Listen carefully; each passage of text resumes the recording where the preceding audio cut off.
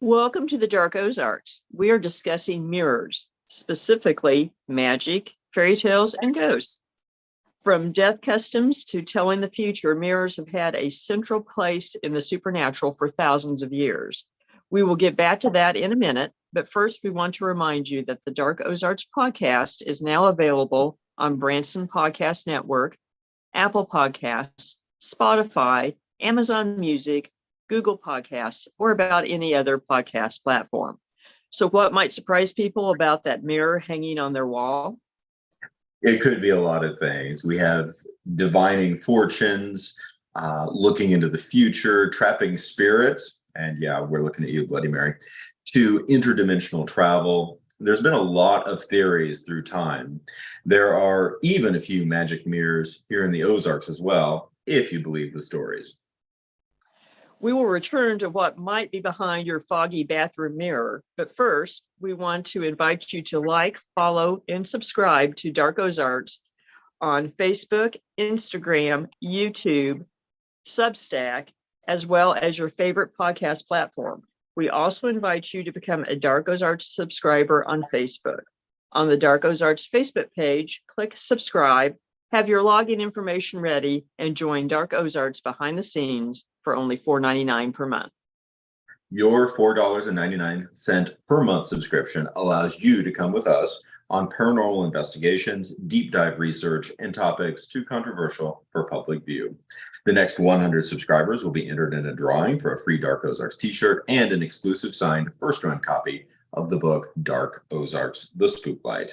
Subscribe today to be entered in that drawing. And now you can get Dark Ozarks t-shirts for sale at darkozarks.com and paranormalsciencelab.com. We encourage you to check out Always Buying Books in Joplin, Missouri, in person and online on Facebook and at the website alwaysbuyingbooks.com for all of your reading needs, including a large section on paranormal, history, and more. Not to mention, the building is haunted. Tell Bob and Elise that we sent you. We also want to thank Beard Engine Brewing Company in Alba, Missouri.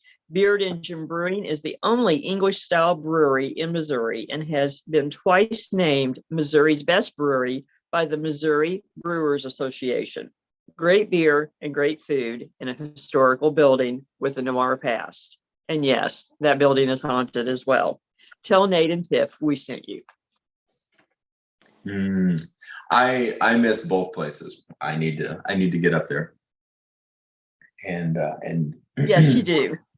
and I do not have enough books. There is no such thing as enough books. No. I need more books. Even as I'm still struggling to read all of the books that I have.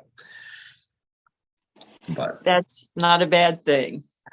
No, it's not. I keep telling myself it is a reference library, and we're pushing 3,000 titles now. So yeah, that's in the neighborhood of what I have in the house. So.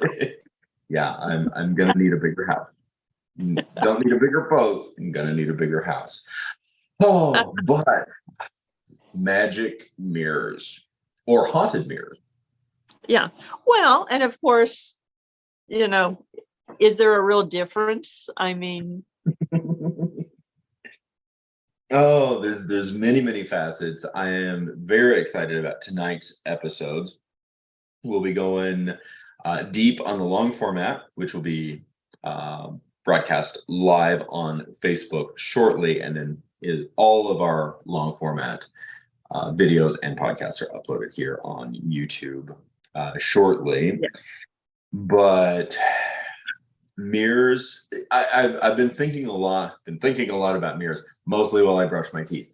But thinking about mirrors, it's interesting lore, because certainly when a lot of the mirror lore was developed, mirrors were quite rare. They are ubiquitous now. They are, but it still has that mystique and that otherworldly quality that strikes fear and apprehension in people. And you can see that in the number of scary TV episodes, scary movies, etc., that a mirror somehow plays a scary dominant role in the fiction. Exactly. It can serve as a character itself. It can serve as a plot device to move action, as well as just a lot of symbolic meaning, even if it's not overtly stated. It is, and you see it. I mean, of course, you see it in the original Disney's Snow White. You see it in tons of pop culture references. The two that immediately come to my mind, because I'm a fan of both franchises. There's a terrifying, my opinion, terrifying episode in the early seasons of Supernatural about Bloody Mary. That one was fun. And even just the archetypal through the looking glass motif that you see in The Matrix. That's true. Another one that comes to mind for horror fans particularly would be Prince of Darkness, where the mirror serves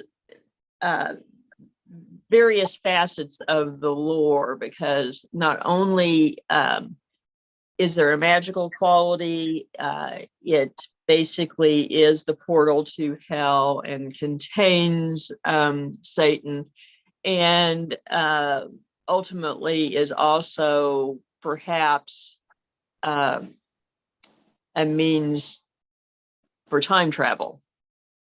So there's a lot there, and it is something that is embedded within our psyche.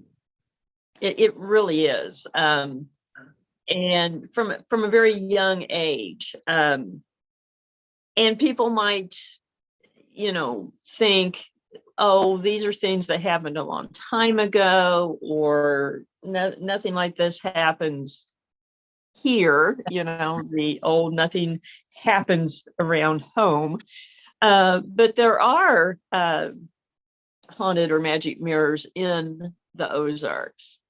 There are, and interestingly enough, we've had some unique encounters, I believe, and it's funny. And in terms of, we're now 2 for 2 for me in terms of me going into a haunted location, literally as a tourist, not as an investigator. Also going in cold with very little anticipation or prep or knowledge, and which is actually how I like to go in. Yeah. To not do a lot of intense research. I'll actually save the research for later. I like to go into locations now as cold as possible. Or cold is the nice word. Ignorant is the other one for myself. As ignorant about the history and or the urban legends or the reported hauntings of a location, and just go in. And it was a very unique opportunity. Just a handful of weeks ago, about a month ago, actually, got a chance to be up in the St. Louis area and went into the Limp Mansion. Yes, which is pretty notorious all the way around. It is. It's beautiful, absolutely beautiful, and it is, comparatively speaking, open to the public. It is a hotel, a restaurant, bar, and they do investigations there as well. And it's. Oh, go ahead. Oh, I was just saying, it has a almost fairy tale like backstory to it. It does. I mean, the Limp family, their brewing company, really just was the St. Louis beer market before Prohibition, and it was predominantly with the Falstaff beer brand. And there's a number of really tragic deaths that are associated with the mansion. There are. but your experience had to do with the mirror. Yes, it did. And the great experience. Walked in, chatted a little bit with one of the hosts who was prepping tables for lunch, and he was very gracious and said, "Hey, you can check everything out. You know, you're welcome at the moment. You're welcome to just go upstairs and go up to the second floor. Welcome to go in the back, so on and so forth." So got to wander around and take photos, and it's incredibly beautiful. And went upstairs, and there was a very strange feeling for me upstairs, and it wasn't welcoming, but it also seemed to be enticing at the same time, and very contradictory in terms of energy. And also, and there was several of the bedrooms that are guest rooms at this point were apparently rooms that family members died in. Yes. And those spaces were spaces I was not comfortable walking into. It felt very intrusive. But I was hanging out on the landing, the second floor landing, and some very intriguing painted family portraits on the walls staring at me, and lots of mirrors. There's one mirror in particular that's very long. We think of tall mirrors. This is an extremely long mirror in the second floor foyer or second floor landing. And it felt that not the mirror itself, but just the space felt heavy. I felt like I was intruding, and I felt on edge. And it, in all fairness, really wasn't there that long, but it was difficult to shake that feeling for the rest of the day. And you felt it was connected with the mirror in part? At the time, I just associated it with the with the house. But I did definitely take note of the mirrors in the space, and was intrigued. But at the same time, it for me, it was one of those spaces that when you walk out, you kind of take a deep breath of relief that you stepped out of that space.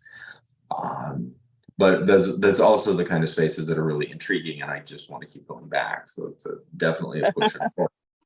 But it really really, there we go, really had a continued sense of heaviness through the day, even after I had left.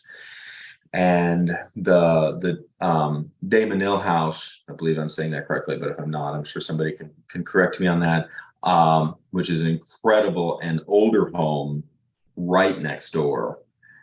Walked over to it's on the National Historic Registry, and it felt extraordinarily watchful. Both of these homes, I'm convinced that somebody came and looked at before they built the Haunted Mansion in Anaheim. And, but Disney was from Missouri, so yeah, he might have had inspiration. That said, the day went on. There was lots of other things that I had to do, considerable amount of travel. And then that night returned back to St. Louis to the Airbnb. And about 2:00 that morning, I had taken my puppy with me because he's a good little ghost hound. And he's also my buddy. And at 2:00 that morning, he woke me up. And there's at the Airbnb, great apartment in actually not very far off from Old Route 66 in St. Louis proper. And in the Airbnb, there's a big full-length mirror that I have since found is bad luck, standing right next to the bed, Yes. angled toward the bed. And at 2 o'clock in the morning, my puppy wakes me up barking at the mirror and whining. And this is night 3 of being in this space for him. Okay, so it wasn't his first experience with it or even waking up with it. And for No. anyone that's wondering, the lore is that you should never have a mirror that faces your bed because you risk your soul being taken from the other side when you are, of course, your most vulnerable, Yes. asleep and unaware. Yes. And we've talked about Sky before. He is my closest traveling companion at this point, or most common, and I'm very well aware of his moods and his barks and his level of agitation at a variety of reasons, and when he's just being a little snot, and when he's truly concerned about something. He was genuinely distressed about the mirror. He would stare at the mirror and then react from it. He would whine. He was obsessed with it. He was on the bed looking at the mirror, and all the lights are off while this is happening. And there's no additional like odd reflections going on. There's no anything. And it was honestly very creepy, especially after the Limp Mansion experience. I jump out of bed, grab a quilt, and cover the mirror. And Which is not not necessarily a bad thing to do in more than one circumstance. But and he settled down. He was not restless for the rest of the night. He was not restless. He did not act that way for the next 2 nights that were there. And did you leave the mirror covered though? What's that? Did you leave the mirror covered? Absolutely. There you go. Absolutely. When I got ready to pack up to leave, I very studiously packed everything except the quilt. Until the very, very last. I made sure there was nothing else of mine that was in the space. Everything else was out in the truck. And then the very last thing I did after I checked and made sure that I had nothing else in the apartment, I walked in, pulled the mirror off, or pulled the quilt off of the mirror, and just turned around and walked out of the room. Well, it sounds like your instinct was telling you something. And that might be a good spot to end this one on. And do watch for the long video that will be up here on YouTube tomorrow night. And we will be talking about a lot more of the lore mirrors, and including magic and more ghost stories and things that you might be concerned about. And in the meantime, don't forget to check out upcoming events and merchandise at darkozarks.com and paranormalsciencelab.com. Thank you again to Always Buying Books and Beard Engine Brewing Company for helping to bring the Dark Ozarks to everyone. On the next episode, we're going to be discussing beasts and monsters. Catch the Dark Ozarks podcast on Substack, Branson Podcast Network, Apple Podcasts, Spotify, Amazon Music, Google Podcasts, or about any other podcast platform. Thank you, everyone. And remember,